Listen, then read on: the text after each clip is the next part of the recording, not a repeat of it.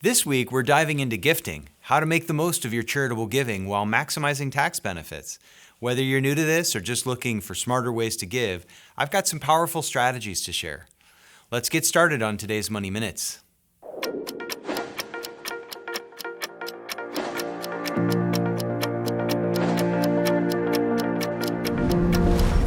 Hi, I'm Mike McMeans, president of Silverling Financial. Welcome again to Money Minutes. I've been having a lot of conversations with people about how to give, and to their concern, it requires strategy. Even though I am not a CPA, I do help with tax strategy, and there are some key points to grasp. So the first thing to understand is that the standard deduction of $14,600 single and $29,200 joint is available to everyone as a standard write-off. What I mean is that if you give nothing, you still get to use your standard deduction, which treats you as a taxpayer who gave away either $14,600 or $29,200. So in order for your gifts to count, they have to be greater than that amount. So the second thing to understand is a strategy that I call a battlement strategy. This strategy, like the top of the exterior of a castle wall, goes up and down. The first year, you give 2 years' worth or more of assets to a special fund called a donor-advised fund, or a DAF, which is essentially your own private nonprofit. We set these up, by the way. You still own the asset, but ultimately it must be given to a 501c3. You get to write all that off in the year that you give the gift without actually giving it to anyone at that time. Then the next year, you give nothing and use your standard deduction. Year 3, you go back to contribute to your donor-advised fund.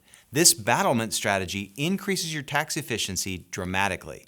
Not only are you getting credit for gifting, you are also not constrained to give to just one place. And if you change your mind about the 501c3 you're giving to, it's very easy to just stop and find a new organization to support.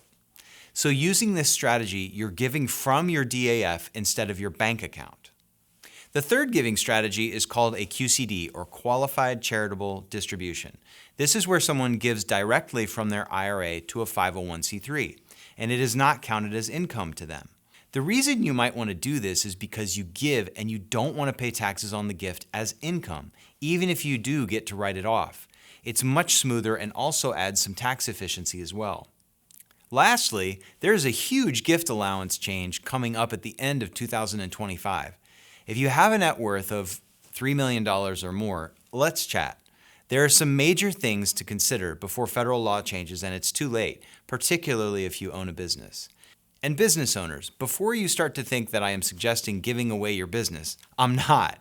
There are some really solid strategies to consider short of that, so be sure to reach out to discuss if this is you.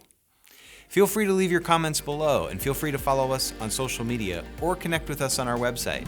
I'm Mike McMeans, president of Silverling Financial, and thank you for watching. Speaking of giving, what's the best gift to give? A broken drum.